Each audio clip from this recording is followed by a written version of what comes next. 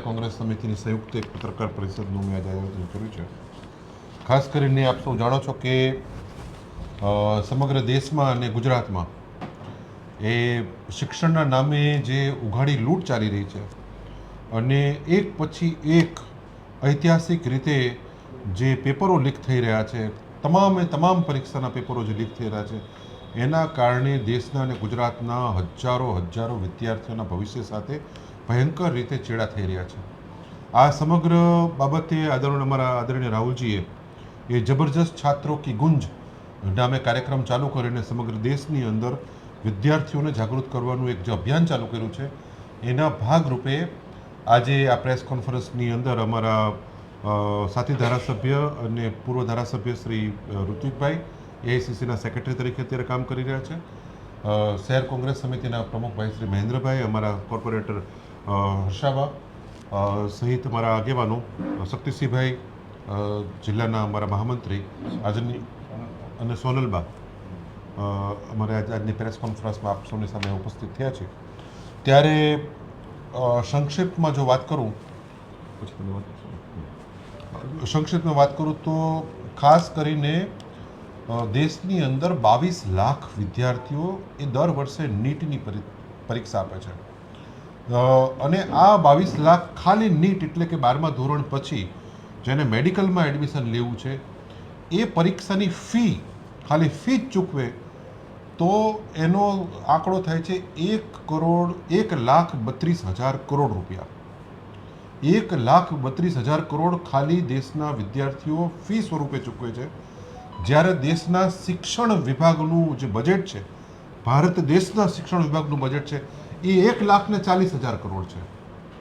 એટલે આખા દેશનું શિક્ષણનું બજેટ એમ કહેવાય કે ખાલી ને ખાલી નીટની પરીક્ષાની ફીમાંથી આ લોકો ઉઘરાવી લે છે.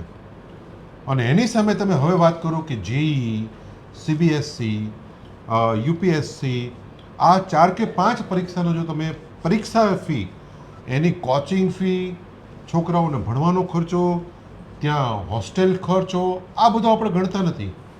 ખાલી ને ખાલી જો એ લોકો પરીક્ષાની ફી જ ભરે તો ભારત સરકારના 5 મંત્રાલયનું બજેટ ખાલી આ ફીમાંથી નીકળે છે.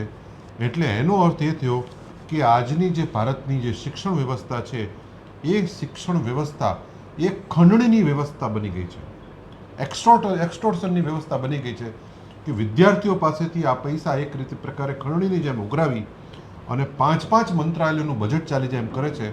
અને આ પરીક્ષાની ફી લીધા પછી દરેક પરીક્ષાની અંદર ઐતિહાસિક રીતે અત્યાર સુધીની અંદર છેલ્લા 10 વર્ષમાં 89 જેટલી પરીક્ષાઓના પેપર લીક થયા છે.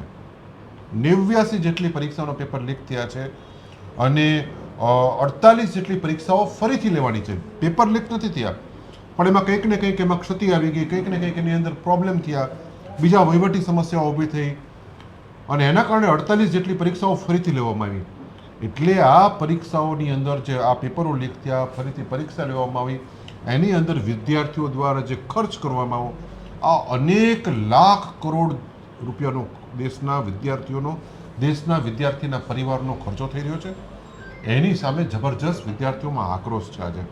આજે મા બાપ પોતે પેટના પાટા બાંધી અને પછી જે પ્રકારે એ પોતાના દીકરા દીકરીને એક સારા ઉજ્જવળ ભવિષ્ય માટે જે મહેનતો કરતા હોય છે, જે મહેનત કરતા હોય છે, દિવસ રાત જાગીને જે મહેનત કરતા હોય છે, એ બધા ઉપર આજની ભારતીય જનતા પાર્ટીની સરકારની જે શિક્ષણ વ્યવસ્થા છે, એણે વિદ્યાર્થીઓના ભવિષ્ય ઉપર પાણી ફેરવી દીધું છે.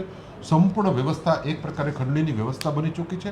આ બાબતના હવે પછીના સમયની અંદર કોંગ્રેસ જિલ્લા કક્ષાએ, તાલુકા કક્ષાએ અને રાજ્ય કક્ષાએ પણ વિવિધ છાત્રો કી ગુંજ નામે કાર્યક્રમો અમે લોકો આયોજિત કરવાના છીએ અને વિદ્યાર્થીઓને, યુવાનોને અને જે શિક્ષિત બેરોજગારો છે એ લોકો માટે અમે ભવિષ્યના કાર્યક્રમો કરવાના છીએ. તમે જાણો છો કે હાલ બેરોજગારીનો દર પણ એટલી હદે આજે વિકરાળ થઈ ગયો છે કે ક્યાંય પણ સામાન્ય 600 હમણાં જ કંડક્ટરોની ભરતી કરવાની છે, તો કંડક્ટરોની ભરતી સામે જાણવા મળ્યું છે કે 6 લાખ ફોર્મ એ ભરાણા છે. 6 લાખ ફોર્મ ભરાણા, એની તમે ફી જો તમે જુઓ કે 300 રૂપિયા પણ તમે એની ફી ગણો તો આવી 2 પરીક્ષા લે એટલે એસટી બોર્ડનું ટોટલ બજેટ છે જે એના કરતાં પણ આ રકમ વધી જાય છે. એટલે આવી બધી જ તલાટીની પરીક્ષા હમણાં આવી રહી છે સાથે સાથે બીજી પરીક્ષાઓ આવી રહી છે. આ બધી પરીક્ષાઓની અંદર ગુજરાત સરકાર અને ભારત સરકાર જે વિદ્યાર્થીઓ પાસેથી ફી લે છે એ ફી આપણા ટોટલ શિક્ષણના બજેટ જે તે વિભાગના બજેટ કરતાં પણ વધી જાય છે.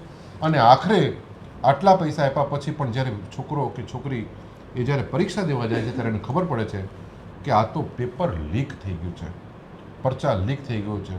અને એટલા માટે જ હમણાં સરસ મજાનું દિલ્હીમાં અમારા એક આગેવાને કીધું કે જે પ્રધાનમંત્રી પરચી લઈને બેઠો હોય એના પરચા લીક થાય જ. આંતરરાષ્ટ્રીય કક્ષાએ જે વ્યક્તિ પરચી લઈને બેઠો છે એને 4 વાક્યો પણ યાદ નથી રહેતા. એ દેશની અંદર આ જ શિક્ષણ વ્યવસ્થા હોય છે.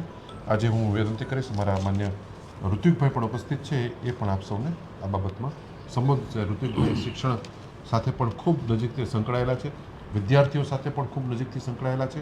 એ આ બાબતમાં આપણે વિશેષ પ્રકાશ પાડશે.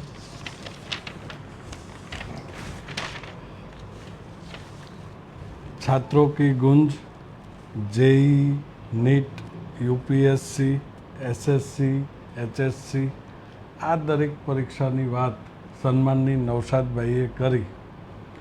એના કરતાં એક સ્ટેપ આગળ મારે કહેવું છે. ગુજરાતની અંદર, સરકારની અંદર દરેક વિભાગોમાં જે પ્રકારે ભરતીઓ થઈ રહી છે અને દરેક ભરતીઓ માટે એક ચોક્કસ પ્રકારની પરીક્ષાઓ લેવામાં આવી રહી છે. સૌથી પહેલી વાત તો એ છે કે કોઈ પણ વિદ્યાર્થી હોય એ એસએસસીનું બોર્ડ પાસ કરે, પછી 12મા ધોરણનું બોર્ડ પાસ કરે, કોલેજની પરીક્ષા પાસ કરે, એના પછી પ્રોફેશનલ ડિગ્રીની પરીક્ષા પાસ કરે અને એ બધી પરીક્ષાઓ પાસ કર્યા પછી કોઈ પણ વ્યવસાય માટેની લાયકાત કેળવતો હોય છે. ભારતીય જનતા પાર્ટીની સરકારમાં આ તમામ પ્રકારના અભ્યાસક્રમો, જે 10માનું બોર્ડની પરીક્ષા ગુજરાત સરકાર લે છે, 12માના બોર્ડની પરીક્ષા ગુજરાત સરકાર લે છે, યુનિવર્સિટી લેવલની પરીક્ષાઓ યુનિવર્સિટી લે છે, પ્રોફેશનલ પરીક્ષાઓ પણ પ્રોફેશનલ બોર્ડ્સ લે છે. આ તમામ પરીક્ષાઓ છે જેને સરકાર ભરોસાપાત્ર ગણતી નથી, જે સરકાર પોતે ડિગ્રીઓ આપે છે અને એના બદલે એ 3 કલાકની પરીક્ષાના આધારે નોકરી આપવાની એ પ્રકારની એક પ્રક્રિયા અત્યારે ચાલી રહી છે. તમે વિચાર કરો કે કોઈ વિદ્યાર્થી 12મા ધોરણ પછી BA, MA, MEd, BEd આ બધા અભ્યાસક્રમો પૂરા કર્યા પછી શિક્ષકની તૈયારી માટે લાયકાત છે એ ગણાય. પણ આમ છતાં એ લાયકાતને બદલે પ્રાધાન્ય કઈ પરીક્ષાને આપવામાં આવે તો કે ટેટ અને ટાટ, જે 3 કલાકની પરીક્ષામાં સારા નંબર લાવે એ નોકરી માટે એલિજિબલ, જે વર્ષો સુધી કન્ટિન્યુઅસલી સારો અભ્યાસ કરીને આવે